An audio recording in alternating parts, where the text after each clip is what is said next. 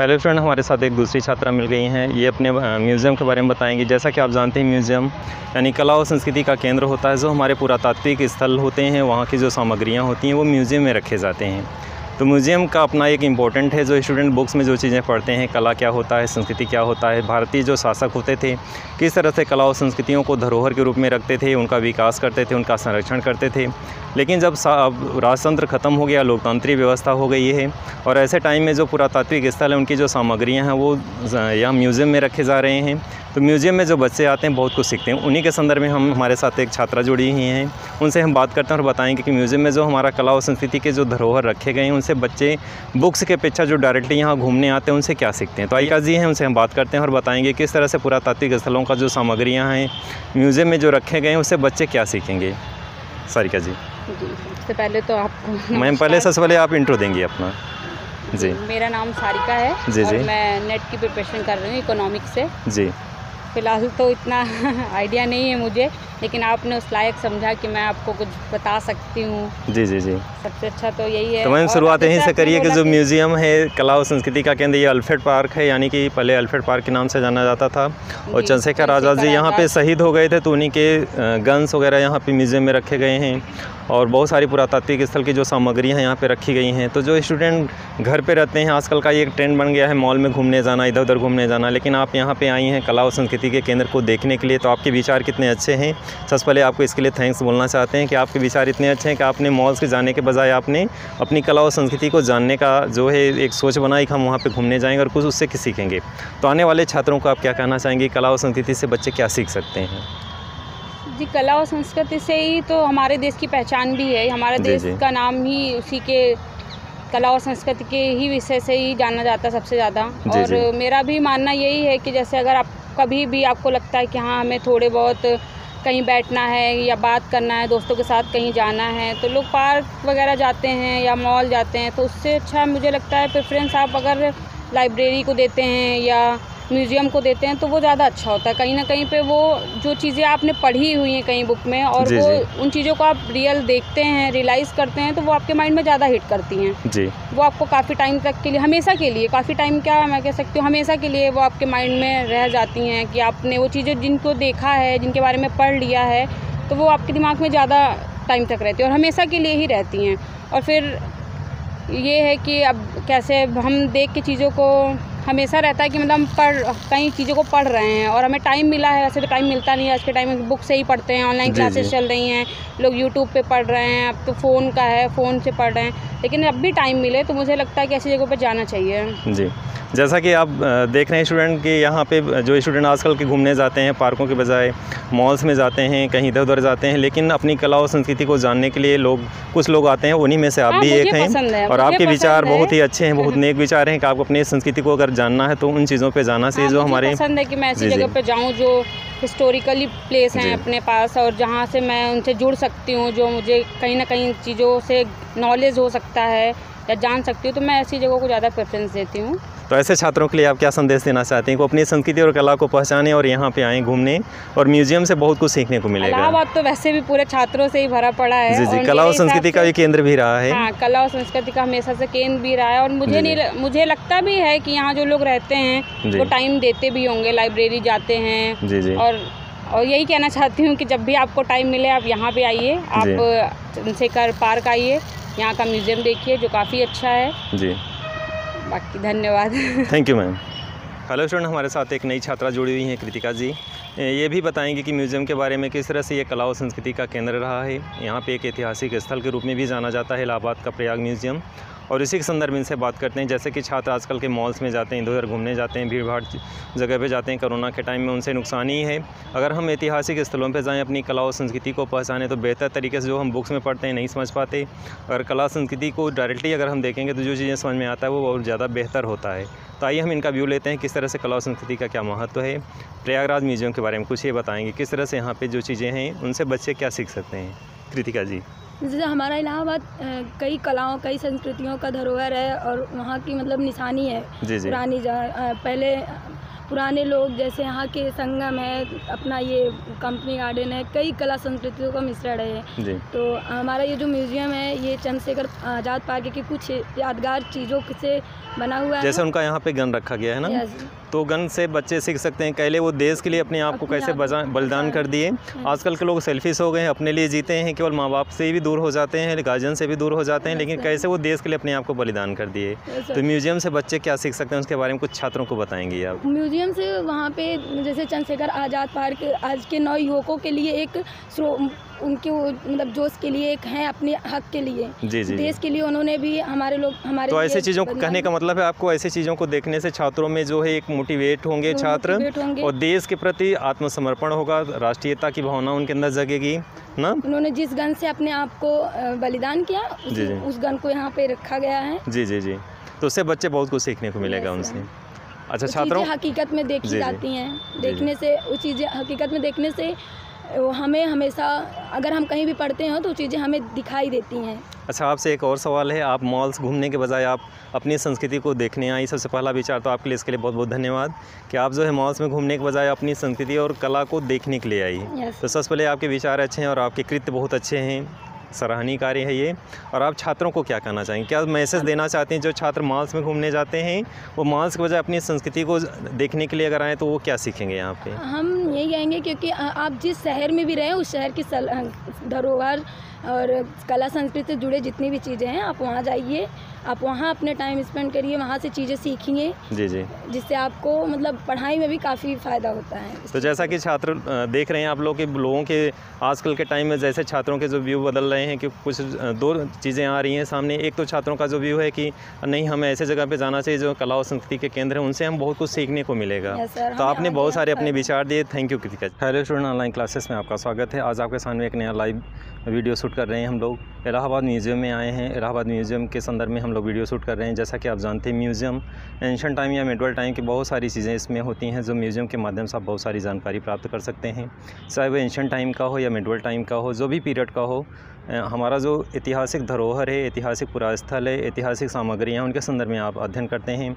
जैसा कि आप जानते हैं जो आप सिलेबस में अकॉर्डिंग जो चीज़ें आप कॉलेज में क्लासेस में पढ़ते हैं वो चीज़ें आप डायरेक्टली नहीं समझ में आती।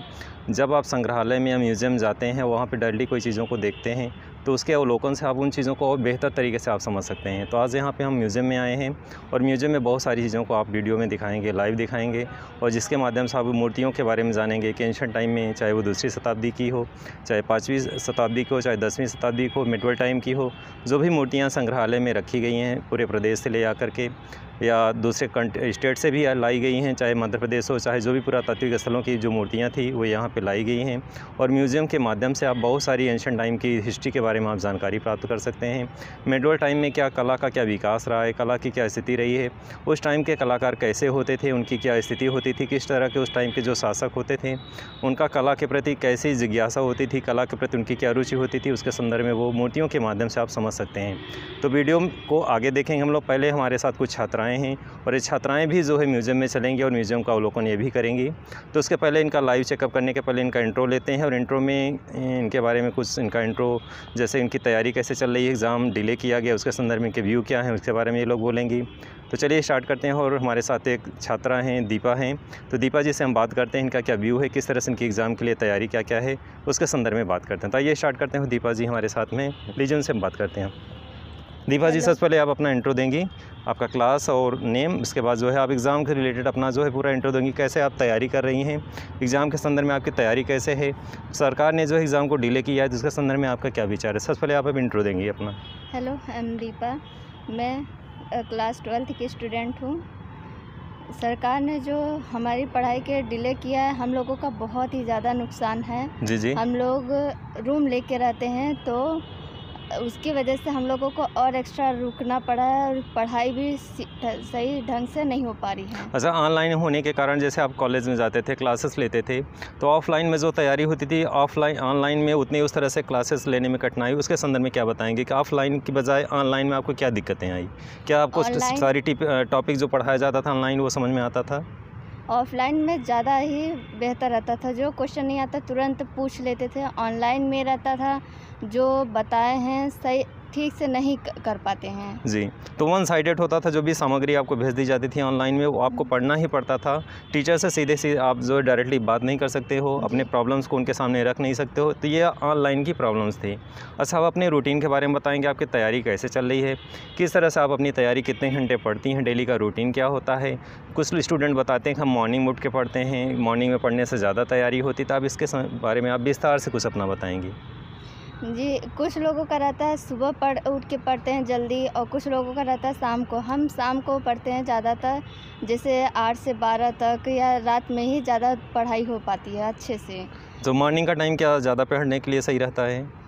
कुछ लोगों का रहता है, कुछ लोग मॉर्निंग में अच्छे से पढ़ लेते हैं, कुछ लोग शाम को पढ़ते हैं। जी। जो जल्दी से उठ जाते हैं उन लोगों के लिए ठीक रहता है। अच्छा, जो देर से उठते हैं उनके लिए तैयारी मतलब मॉर्निंग उनके लिए सही नहीं है ना? नहीं। जी जी। तो आप डेली का कैसे, कितने घंटे किस तरह से अपना जो है मैनेज करती हैं, कितने घंटे पढ़ती हैं डेली आप? दोपहर में जैसे सुबह उठते हैं, जैसे जो टाइम मिलता है उसमें पढ़ाई करते हैं, फिर शाम को रहता है कि एक रूटीन रहता है कि इतने घंटे पढ़ना ही पढ़ना है। जी जी। दिन में भी लगभग 2-3 घंटा पढ़ाई हो ही जाती है। जी, तो इस तरह से आपके पूरे दिन भर में लगभग 10 घंटे औसत हो जाते हैं? जी, लगभग में। जी जी जी। एग्ज़ाम को डिले किया गया है, सरकार ने एग्ज़ाम को डिले कर दिया है, इसके संदर्भ में आप क्या कहना चाह रही हैं कि आगे जो सरकार ने किया क्या अच्छा नहीं है स्टूडेंट के लिए? क्या सभी स्टूडेंट के लिए प्रॉब्लम्स हो सकती है? बहुत ज़्यादा स्टूडेंट के लिए बहुत ज़्यादा दिक्कत हो रही है कि वो लोग सही पढ़ाई नहीं कर पा रहे हैं। आगे की तैयारी करने के लिए दिक्कत हो रही है उन लोगों जी को। जी। आगे की तैयारी में थोड़ा दिक्कत ये है कि बंद कर दिए सब कॉलेज, स्टूडेंट वो सब बंद हो गया है। ऑनलाइन पढ़ाई कोई कर रहा है, कोई नहीं कर पा रहा है। जी जी। तो दिक्कत है। अच्छा, कोरोना के टाइम में आप कॉलेज नहीं जा पाए, तो आपका जो प्लान था कि कॉलेज खुलेंगे तो हम तैयारी बेहतर कर पाएंगे, लेकिन कोरोना की वजह से कॉलेज क्लोज़ हैं, कोई भी क्लासेस एक भी नहीं चला है, आप ऑनलाइन के ही सहारे आप पूरा जो है तैयारी की हैं। तो आप क्या अपने आप को इस तरह से अपने आप को पा रही हैं कि हम एग्ज़ाम अच्छे तरीके से दे पाएंगे, या हमारी तैयारी बेहतर है? उसके बारे में क्या कहना चाहती हैं? तैयारी शायद बेहतर नहीं है, क्योंकि ऑनलाइन में रहता है पढ़ो या न पढ़ो, लेकिन ऑफलाइन रहता है कॉलेज जा रहे हैं तो वहाँ पे अच्छे से पढ़ना ही पढ़ना है। ऑनलाइन में रहता है कि पढ़ो, अगर ऑनलाइन है तो पढ़ो, नहीं तो नहीं पढ़ सकते हैं उसमें। जी जी। और ऑफलाइन रहता है कि जाओ तो वहाँ 1 घंटा 2 घंटा जो क्लास चलती है उसमें करना ही करना रहता है, कंपलसरी है वो। जी जी। तो कहने का मतलब यहाँ पे छात्रों का जो व्यू निकल के आ रहा है कि जो क्लासेस चलते थे उससे एग्ज़ाम की तैयारी और बेहतर हो सकती थी। ऑनलाइन में उस तरह की पढ़ाई या उस तरह की जो है तैयारी नहीं हो पाई है, कुछ कहीं पे भी कमियां दिख रही हैं, और बच्चे जो है स्टूडेंट जो है एग्ज़ाम के डिले होने से भी काफ़ी परेशान हैं। उनको बाहर से आए हैं, कुछ स्टूडेंट जो अदर स्टेट से आते हैं, अदर ज़िलों से आते हैं, अदर डिस्ट्रिक्ट से आते हैं, उनको यहाँ पेरेंट लेकर के रूम पे रहते हैं और तैयारी करते हैं, तो उनके लिए प्रॉब्लम से एग्ज़ाम को जो डिले किया गया, कुछ न कुछ समस्या सभी के लिए है। इसके संदर्भ में हम जो है सरकार के सम्मुख की अपनी बातों को रखना चाह रहे हैं कि सरकार भी ये समझे इन चीज़ों को। हालांकि कोरोना की वजह से सरकार ने भी डिले किया, बहुत सारी प्रॉब्लम्स उनके सामने हैं, तो दोनों पक्ष है, स्टूडेंट का अपना पक्ष है, सरकार का अपना पक्ष है। अच्छा, आप ये बता सकती हैं स्टूडेंट के लिए जो रूम में बैठ करके जिनके पास टीचर्स भी नहीं हैं, केवल ऑनलाइन भरोसे ही तैयारी कर रहे हैं, वो हताश ना हो, हिम्मत रखें और कैसे तैयारी करें, उनके बारे में क्या कहना चाहते हैं कि आप हिम्मत से पढ़ें, कैसे पढ़ें कि जो है एग्ज़ाम को अच्छे अंक प्राप्त कर सकते हैं, उनके लिए क्या कहना चाहती हैं? जिस तरह हम लोग क्लास में जाके पढ़ाई करते थे 2-4 घंटा, वो लगातार पढ़ाई करते रहें और आगे की भी तैयारी करते रहें अलग से। जी जी। तो अलग से तैयारी करता रहें, अपने ग्रुप में या अपने जो उनके फ्रेंड सर्कल है उनसे आप डिस्कस करते रहें जो भी उनकी प्रॉब्लम्स हैं। इस तरह से जो है अपनी समस्या को जो है निदान पा सकते हैं और अपनी समस्याओं को हल करते हुए एग्ज़ाम की तैयारी कर सकते हैं। तो आपकी तैयारी लगभग तैयार हैं आप एग्ज़ाम के लिए? जी। थैंक यू दीपा जी।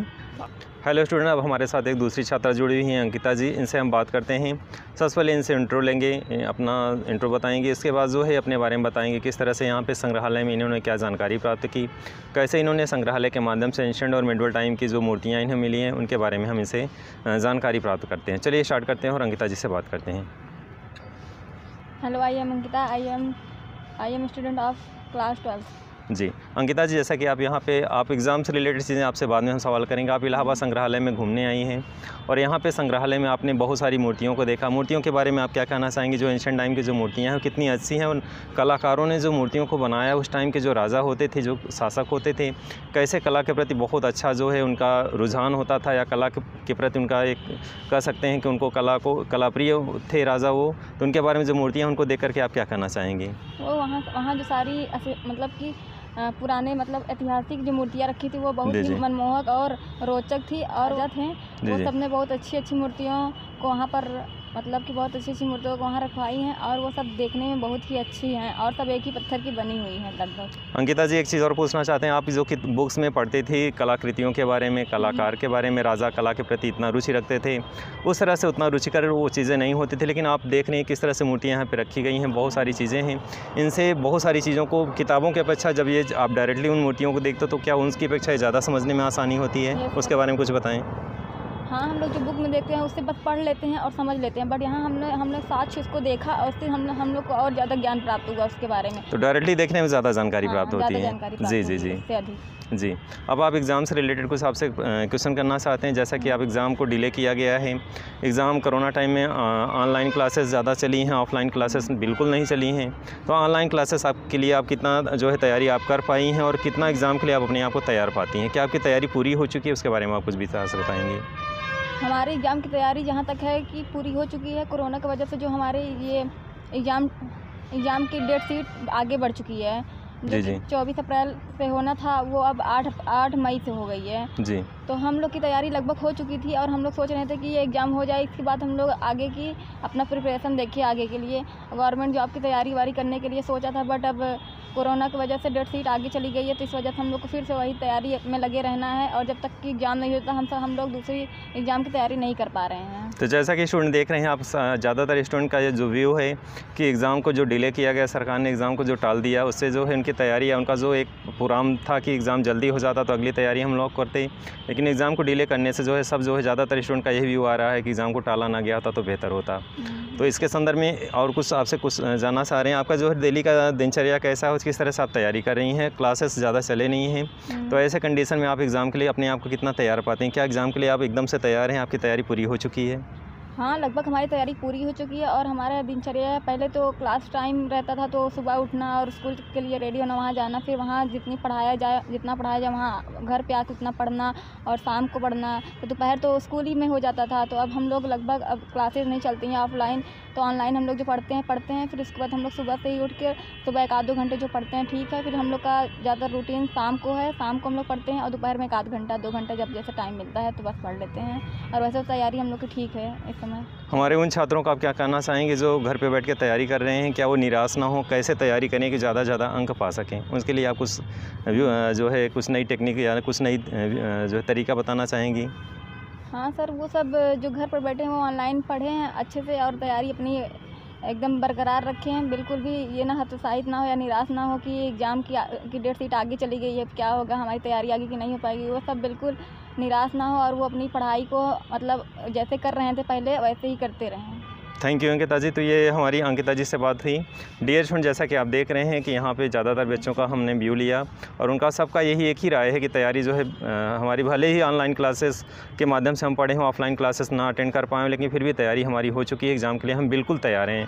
तो ऐसे स्टूडेंट्स जो घर पर बैठे हैं बिल्कुल निराश ना हों और अपनी तैयारी बेहतर तरीके से करें, बिल्कुल टेंशन न लें, बिल्कुल तनाव न लें और एकदम फ्री माइंड से एग्ज़ाम दें। हेलो स्टूडेंट, ऑनलाइन क्लासेस में आपका स्वागत है। आज हम लोग इलाहाबाद यानी प्रयागराज म्यूज़ियम के सामने हैं। आज म्यूज़ियम का जो है लाइव कवरेज करेंगे। हमारे साथ कुछ पुलिस स्टाफ के लोग हैं, उनसे हम बात करेंगे, लोग देख करके आए हैं। जैसा कि आप जानते हैं, कला संस्कृति भारत की जो बेसिक चीज़ें हैं, इनके संदर्भ में सभी स्टूडेंट जो है तैयारी करके आगे बढ़ रहे हैं। आजकल के टाइम में इसका अपना एक अलग इम्पोर्टेंट है, इसके बारे में बात करेंगे कि यहाँ का जो संग्रहालय से बच्चे जो सीखते हैं, आके यहाँ पे बाहर के लोग आते हैं घूमने के लिए। ऐतिहासिक चीज़ें, मेडुअल टाइम या फिर एंशिएंट टाइम की जो चीज़ें रखी गई यहाँ पे धरोहर के रूप में, चाहे वो 10वीं शताब्दी को, चाहे 5वीं शताब्दी को या फिर इसके पहले का हो, जो भी चीज़ें यहाँ पे रखी गई हैं वो संग्रहालय के रूप में उससे बच्चे सीखते हैं, वो जानते हैं किस तरह से शासक जो होते थे वो कला के प्रति रुचि रखते थे। तो उससे जो है बच्चों को जो किताबों में जो चीज़ें पढ़ते हैं, बुक्स में जो चीज़ें पढ़ते हैं, उससे बेहतर जो है सामने डायरेक्टली देखने से उनको ज्ञान मिलता है। तो आइए हम बात करते हैं, हमारे साथ एक स्टाफ हैं पुलिस डिपार्टमेंट के और वो बताएँगे कि किस तरह से जो पुरातात्विक चीज़ें हो कला के संदर्भ में बच्चे उसे जब देखेंगे, लाइव चीज़ें देखेंगे तो उसका क्या प्रभाव उसके ऊपर पड़ेगा। तो आइए, संग्रहालय में जो चीज़ें रखी गई हैं, बहुत सारी चीज़ें, जैसे एक तो चंद्रशेखर आज़ाद की इस पर रिवॉल्वर रखी गई है, उस टाइम में जो गन यूज़ किया गया था। उसके साथ साथ संग्रहालय में जो ऐतिहासिक जो यहाँ पे सामग्रियाँ रखी गई, बच्चे जब उससे सीखते हैं, स्टूडेंट जो उसको देखते हैं डायरेक्टली, तो उसका उनके ऊपर कितना प्रभाव पड़ता है, उसको क्या उससे समझते हैं, जो कि एक आप जो जी सर ऐसे सही है। जी जी जो एक थ्योरेटिकल जैसे हम बुक्स में थ्योरी पढ़ ली कि अशोक के शिलालेख, बट किसी ने देखे नहीं वो कैसे बने, उसमें क्या यूज़ हुआ। जैसे आप रिवॉल्वर की बात कर रहे हो तो उस समय पर कैसे, थोड़ा सा सर वॉइस आ रहा है, थोड़ा सा वॉइस आ जाएगा। हाँ, जैसे उस समय पर आप रिवॉल्वर की बात कर रहे हो, जैसे रिवॉल्वर के बारे में, जी, तो उस समय पर क्या टेक्नोलॉजी थी, वो कैसे रिवॉल्वर यूज करते थे, उसको कैसे मतलब टैकल किया जाता, कैसे चलाया जाता था, कैसे बनी हुई थी, इतनी टेक्नोलॉजी तो नहीं थी। जी, तो इन चीज़ों की जानकारी प्राप्त होती। और एक थ्योरेटिकल के हम बुक्स में पढ़ लेते हैं, थोड़ा बाहर घूमते हैं, उसमें माइंड देखना, 5 इंद्रियाँ होती हैं, 5 काम करती हैं देखने में। जब आप घूमोगे, कानों से सुनोगे, ये तो बताएगा उसके बारे में कि म्यूजियम में कि ये रखा है, ये ऐसे कि ये चंद्रशेखर आज़ाद की रिवॉल्वर है कि यहाँ पे बनी थी, या देसी बनी हुई थी, यहीं की लोकल थी, या कहीं से मिली थी। तो उस बारे में तो म्यूजियम वगैरह हुआ, पार्क हुआ, पार्क है, देखो पार्क होता है, हम म्यूजियम के साइड पार्क नहीं, साथ साथ जो इसके अंदर मूर्तियां हैं, जो पुरातात्विक स्थल की सामग्रियां जो यहाँ पे लाई गई हैं, स्टूडेंट्स जब बुक्स में पढ़ते हैं तो उतनी बेहतर तरीके से नहीं समझ पाते कि किस तरह से कलाकृतियाँ क्या होती हैं, या राजा जो कला के प्रति कितना रुझान उनका क्या था। लेकिन डायरेक्टली देखने में उनके बच्चों को पे क्या प्रभाव पड़ेगा, क्या बच्चे उससे ज़्यादा बेहतर सीखेंगे? अब देखो, आप जो कह रहे हो वो बात सही है, देखने से ज़्यादा एक थ्योरेटिकल और प्रैक्टिकल में, तो प्रैक्टिकली जब आदमी जब देखेगा कैसे बनी है, क्या है, और कुछ चीज़ें होती हैं जैसे कौन वगैरह इनके उसमें पढ़ाया जाता है, जो हिस्ट्री में बताते हैं कि पुराने मंदिरों में गोपम वगैरह ये चीज़ें होती थी। आदमी पढ़ लेता है, उसे मालूम नहीं है गोपम क्या होता है, कैसे होता है। जब आएगा म्यूजियम में देखेगा कि इसको क्या बोला जाता था, क्या चीज़ है, कैसे बनी है, कारीगरों का कितना मामूली नैना काम करा हुआ है। उस समय पर टेक्नोलॉजी मशीन तो थी नहीं कि मशीन से बना हुआ, तो हैंडमेड है। तो उसको देखने के बाद जब देखेगा, समझेगा, तो वो चीज़ें ज़्यादा अच्छी तरीके से माइंड में आती हैं। अपेक्षा उसकी एक बार पढ़ लो, उसको रटता है आदमी, पढ़ता नहीं है। कुछ चीज़ें ऐसे होती है, हिस्ट्री हुई, हिस्ट्री में कोई मैथ के फॉर्मूले तो है नहीं कि उन्हें आदमी एक बार कर ले और सीख जाए, और रटने की होती है। और उन्हें तुम देख लोगे विजुअली, जैसे म्यूजियम में आके बुक्स के बारे में हुआ, रिवॉल्वर हुई, मूर्तियाँ हुई, उस समय की ढाल हुई, भाला हुआ, ये चीज़ें, तो उन्हें ज़्यादा बेहतर तरीके से आदमी कि हाँ ये ऐसा भाला था, ऐसे बना हुआ था। और किसी पे तो जो कारीगर थे वो अपना लिख भी देते हैं कि कहाँ का बना हुआ है, कैसा नहीं, तो वो ज़्यादा अच्छी तरीके से दिमाग में आता है। और एक वातावरण मिलता है बाहर आके, पेड़ पौधे हैं म्यूजियम में, तुम 2 मिनट बैठ भी सकते, 4 लोग भी मिलेंगे, तो वो उस चीज़ का ही प्रभाव पड़ता है। लाइब्रेरी हुए लोग लाइब्रेरी भी ज्वाइन करते हैं, आपने देखा होगा। उससे अच्छा है पार्क में आओ, तुम 2 घंटे 5 रुपये की टिकट लो, वहाँ तुम 1000, 2000, 3000 रुपये देते हो।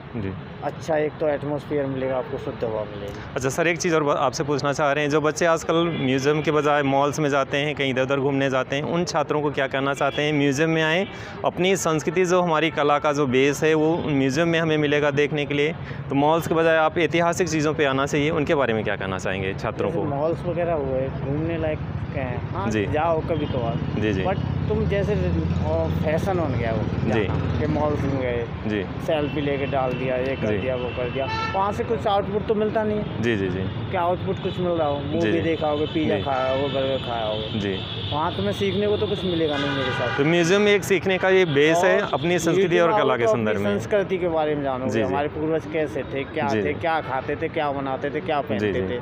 म्यूजियम में वही चीज़ें तो रखी जाती है। उस समय पे आदमी कैसा था, क्या यूज़ करता था, कला कैसी थी अब कला, अब की कला ऐसी है, ये चल रहा है जो मशीन के द्वारा। उस समय पे हैंडमेड था सब कुछ, तो कैसा था, कैसे बनाता था लोग, तो उस चीज़ का कला संस्कृति से जुड़ा रहता है। नहीं तो हम वेस्टर्न कल्चर में चले जाते हैं, मॉल्स और इनके चक्कर में अपना संस्कृति को भूल ही रहे हैं। थैंक यू सर, आपने बहुत सारी जानकारियाँ दी किस तरह से बच्चों को मॉल्स के बजाय अपनी संस्कृति और धरोहर को जानना चाहिए, म्यूज़ियम में आना चाहिए, और बहुत सारी ऐतिहासिक चीज़ों के बारे में जानकारी मिलती है। हेलो स्टूडेंट, हमारे साथ एक दूसरे पुलिस डिपार्टमेंट के स्टाफ के हैं अभय सिंह सर। इनसे हम बात करते हैं कि म्यूज़ियम कैसे स्टूडेंट के लिए लाभदायी है, कैसे वो बुक्स से जब डायरेक्टली म्यूज़ियम में आते हैं, यहाँ पे घूमने आते हैं, तो जो म्यूज़ियम में बहुत सारी चीज़ें देखते हैं, कलाकृतियाँ देखते हैं, मूर्तियाँ देखते हैं, उनसे बच्चे क्या सीखते हैं, उसके बारे में आप सर कुछ बताएँगे? देखो, यहाँ पर हम जैसे देखने आते हैं तो अपने कल्चर से जुड़ते हैं, जैसे कि हमारी पुरानी संस्कृति होती है, उसके थ्रू हम अपने बहुत सारी चीज़ों को, जैसे हमारा 1857 का जो हमारा रिवॉल्यूशन हुआ था, जी जी, उसके बारे में हम बच्चे बहुत कुछ सीख सकते हैं यहाँ पर। चंद्रशेखर आज़ाद, उन्होंने रिवॉल्यूशन के लिए बहुत सारी चीज़ें की थी, बात नहीं आई थी किसी की। उसके बाद जैसे रिवॉल्यूशन में कुछ कमियाँ रही थी, अगर इनके थ्रू हम अपने म्यूजियम में आकर कुछ चीज़ों को देखते हैं, उनसे पढ़ते हैं, तो बच्चे बहुत सारी चीज़ें सीख सकते हैं यहाँ से। जी जी। तो म्यूज़ियम ये प्रकार के कह सकते हैं कला और संस्कृति का बेस होते हैं, और हमें प्राचीन जानकारी, यानी हमारी जो संस्कृति है, हमारी कला कैसे था, कलाकृतियाँ कैसी थी, किंग जो समय शासक होते थे किस तरह से कला के प्रति रुचि रखते थे। तो यहाँ पे आने के बाद बच्चों को बहुत सारी चीज़ों को सीखने को मिलता है। बुक्स में वो चीज़ें हम बेहतर तरीके से बच्चे नहीं समझ पाते, और डायरेक्टली म्यूज़ियम में आने से कहने का मतलब है आप बेहतर तरीके से सीख सकते हैं। ये बात आपकी सही है कि हम यहाँ पर आने से अपने कल्चर के बारे में जुड़े रहते हैं, और अपने कल्चर से जुड़ा रहना चाहिए बच्चों को। अदरवाइज जैसे मॉल में जाने से बेटर है कि हम म्यूजियम में आकर थोड़ा टाइम दें, जिससे कि पुरानी चीज़ों के बारे में सीख सकें, अपनी हिस्ट्री को थोड़ा अच्छी तरह से जानें, जिससे कि कुछ हम अपने लाइफ में होने वाली चीज़ों को अच्छा बेहतर कर सकें। आज एक आपसे व्यक्तिगत सवाल करना चाहते हैं, जैसा कि आप पुलिस करवाया, पहले लोग पुलिस के पास जाने से डरते थे, लेकिन आज पुलिस का स्वरूप बदल चुका है, लोग भरोसा करने लगे हैं, और नए युवा जो लोग आ रहे हैं वो बहुत ही मतलब शालीन हैं और बहुत बेहतर तरीके से बात करते हैं। उसके लिए आपको बहुत बहुत धन्यवाद सर जी। बहुत अच्छी चीज़ें आपने बताई कि अपनी कला और संस्कृति को जानना हो तो म्यूजियम में जाना चाहिए, और एक नया पुलिस का स्वरूप हम देख रहे हैं कि जैसा कला और संस्कृति के प्रति जो आवाज़ निकल रही, जो बयान आ रहा है, अभी तक केवल कानूनों के संदर्भ में और डंडे के संदर्भ में बोला जाता था, लेकिन अब एक नया परिवर्तन आ रहा है। इसके लिए हमें बहुत अच्छा लग रहा है आपका इंटरव्यू लेते हैं। थैंक यू सर जी। नई पीढ़ी आती है तो नया कल्चर आता है, नया कल्चर आता है तो नया रिवॉल्यूशन भी आता है। आज के टाइम पर हर एक बंदा एजुकेटेड बंदा आ रहा है, तो सब एजुकेटेड बनेंगे, अपना भारत भी मेक इन इंडिया बनेगा जी। हेलो स्टूडेंट, अब हमारे साथ एक पुलिस डिपार्टमेंट के राज बहादुर सर हैं, इनसे हम बात करते हैं कि हमारा जो म्यूज़ियम है प्रयागराज का, यहाँ पे जो स्टूडेंट आते हैं वो जो बुक्स में जो चीज़ें पढ़ते हैं, यहाँ पे आने के बाद उन्हें क्या बेनिफिट मिलता है, म्यूज़ियम में आने के बाद अपनी कला और संस्कृति को कैसे वो बेहतर तरीके से समझ पाते हैं। तो आइए हम उनसे बात करते हैं और डायरेक्टली बताएँगे अपने बारे में, अपना व्यू देंगे सर कि कला और संस्कृति यहाँ पे आने के बाद स्टूडेंट कैसे बेहतर तरीके से सीख सकते हैं या समझ सकते हैं। जी, मेरा मानना है कि बच्चों को जो आने वाली पीढ़ी है जी उनको कला संस्कृति और उसकी जानकारी होनी चाहिए जी जी, और जो आने वाली पीढ़ी है उसकी जानकारी होगी तो आगे भविष्य में अपना इतिहास जानेगी तो अपना वो जो है कला संस्कृति उसको जान करके, और जो थ्योरिकल है उसको पढ़ करके मतलब थोड़ा माइंड सेट नहीं हो पाता बच्चों का जी, और जो प्रैक्टिकली देखेगी जी उससे अच्छा मतलब उसका माइंड अच्छे से मतलब समझ सकते हैं, यानी की तरह से कैच करते हैं जी जी, हिसाब से मतलब हो जाता है। तो जो बुक्स की अपेक्षा डायरेक्टली देखने में ज़्यादा मतलब समझ में आएगा। आप समझ रहे हो मेरी बात जी जी। तो मेरा मतलब यही है कि बच्चों को आने वाली पीढ़ी है जो भी वो हमारे जनरेशन में आएगी जो जी जी, उनको मतलब आने वाली पीढ़ी को यहाँ आके यही जितनी स्थापत्य कला बनी हुई है हमारे इतिहास की, जैसे हमारा अल्फ्रेड नोबेल पार्क हुआ हमारा जी, और जो भी है जैसे कि और भी हैं पर हमारे जो प्रयागराज में जी जी जो भी हैं, उनको बच्चों को जैसे नई जनरेशन आ रही है उसको देखना चाहिए और उनको समझना चाहिए नई पीढ़ी को जी। तो कहने का मतलब है कि यहाँ पे आने भी म्यूज़ियम में आने के बाद हम अपनी कला और संस्कृति को बेहतर तरीके से समझ सकते हैं, और हमारे जो स्टूडेंट हैं वो मॉल्स के बजाय म्यूज़ियम में आएँ, ऐतिहासिक स्थलों पे आएँ और बेहतर तरीके से इन चीज़ों को समझ सकते हैं। जी जी बिल्कुल।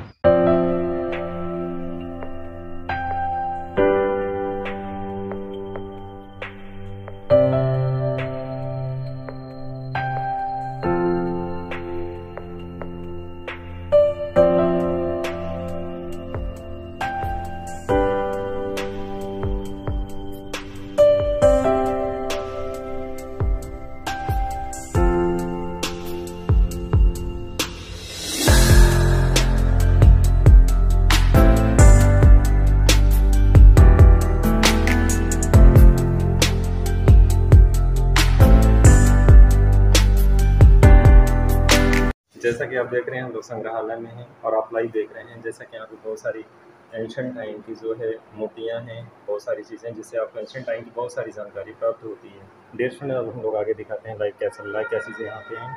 आइए हम आगे देखते हैं।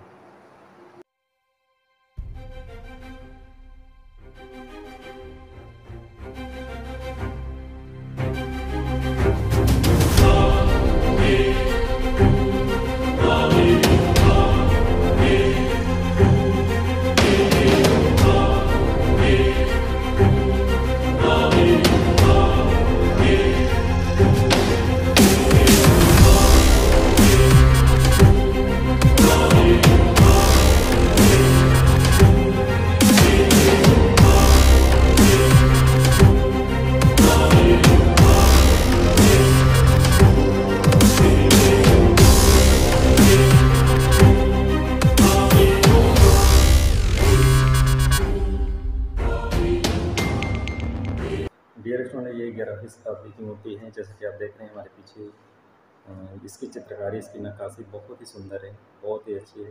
तो ये 11वीं शताब्दी की मूर्ति है। चलिए आगे देखते हैं लोग।